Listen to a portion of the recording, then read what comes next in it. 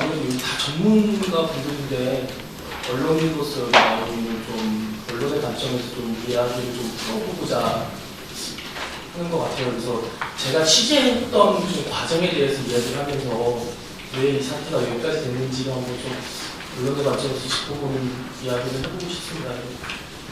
제가 제일 처음에 이제 이 사건을 접한 거는 아직도 기억하는 게 헌법재판소 탄핵 최종 변론기 바로 전날이었어요. 일요일날 오전이었는데 모르는 전화가 왔어요. 굉장히 좀 짜증나는 전화였어요. 일요일날 오전에 전화가 오면 뭔가 좀 이상한 전화인데 받을까 말까 고민하다가 받았는데 안녕하세요. 이러면서 되게 조심스럽게 이제 목소리로 제가 이렇게 해서 전화드린다. 그래서 자기가 어디 이제 사람인데 누가 이제 어떻게 돼서 돌아가셨다. 그래서 이걸 좀 언론에서 키우고서 좀 뭔가 좀 해보려고 한다. 그래서 예 알겠습니다. 그래서 뭐 메일 보내주시고 제가 나중에 확인하겠습니다. 이렇게 되게 평범한 이제 취재원한테 연락 오는 거 식으로 해서 넘기고 뭐야 이런 좀 생각하면서 잊었는데 다음날 이제 현재 이제 탄핵 변론기일이 되게 일찍 끝났어요. 그래서 메일을 보낸다는데 혹시 무슨 내용이지?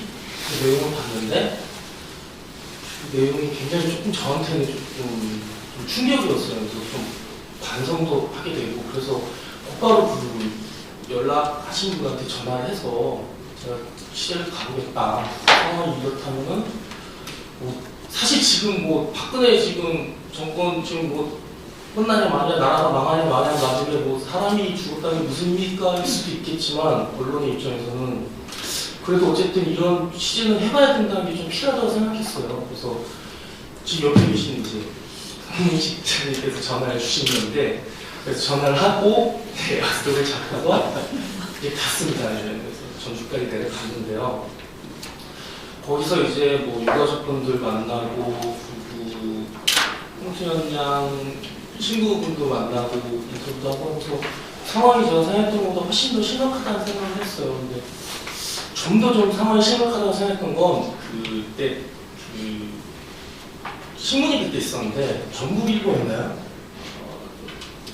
그 교육청 전국교육청 관계자가 인터뷰한 게 짧게 인터뷰한 내용이 나왔는데 홍수연 양이 실족사 했다고 이렇게 땡땡 후셔서 어딘가로 이렇게 나왔더라고요. 그래서 이 상황이 이렇게 되는데 실족사라고 얘기를 할 수 있을까?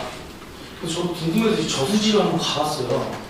저수지를 직접 가보니까 이거는 실족사를 할 수 있는 수준의 그런 저수지가 아니었어요. 그러니까 보통 사람들이 저수지 생각하면 뭐 논두렁 생각하고 여기서 흙길을 생각할 텐데 거기는 정말 조성을 잘해놓은 거예요, 공원으로.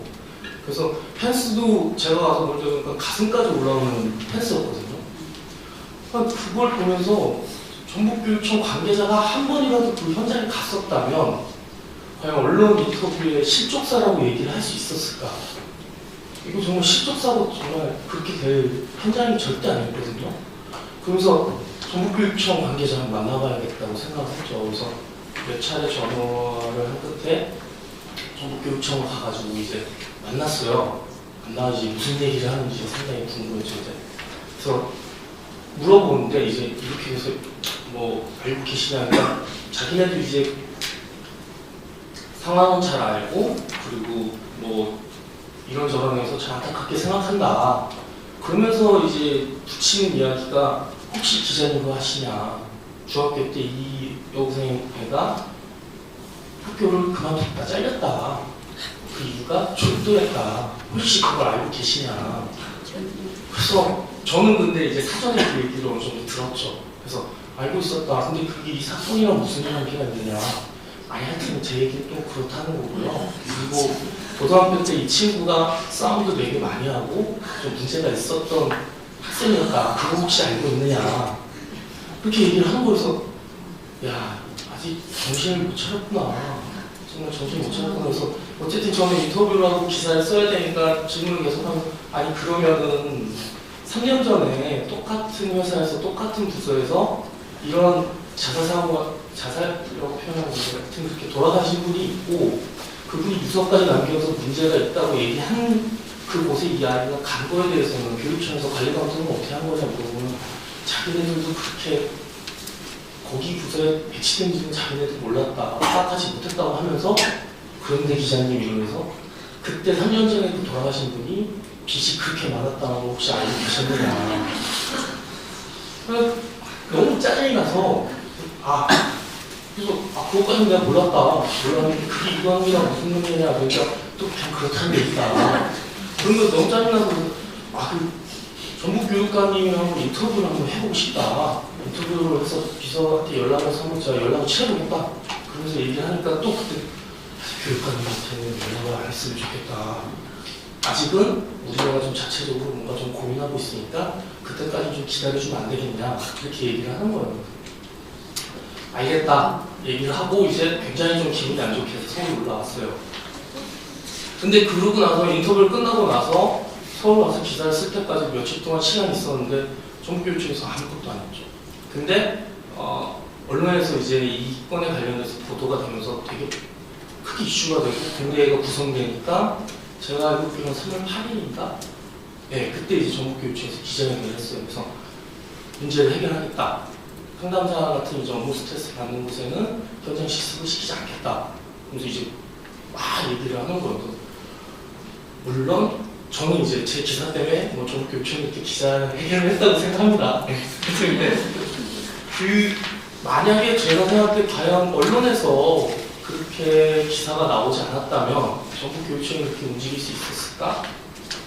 제가 그때 그 보도가 되기 그 전쯤에 만났던 그 전북교육청 관계자들은 상당히 고압적이었고 어떻게 이 사건을 은폐하려고 굉장히 좀 고민하고 있는 것을 굉장히 염려했거든요.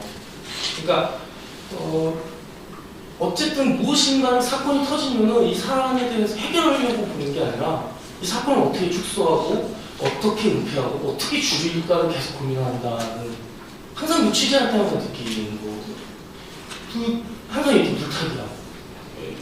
박근혜 최순실 게이트 터졌을 때 고용해가지고 계속 물타기 해야 되는 거랑 비슷하게. 근데 그게 상당히 많이 먹힌다는 거예요, 사실. 그런 걸 근데 언론에서 과연 제대로 짚어주고 있느냐에 대해서는 이번 보도에서는 상당히 그런 게 잘 됐다고 생각하지만 이전에 여러 사건이 있었을 때 그런 식의 관리 감독해야 될 책임이 있는 사람들이 물타기하거나 정작 그 책임을 져야 하는 주체가 이런 물타기를 했을 때 과연 제대로 언론이 그거를 걸러내면서 본질에 대한 보도, 취재를 했느냐에 대해서는 저 역시도 반성하고 그게 갸우뚱하게 되거든요. 앞으로도 좀 이런 일이 터졌을 때는 언론에서 좀 더 제대로 된 역할을 한다면 이런 일이 적어도 반복되지 않지 않을까 하는 생각을 하고 있습니다. 그래서 좀 더 열심히 취재를 해야겠다는 생각을 하고 있습니다. 이사님. 네, 고맙습니다.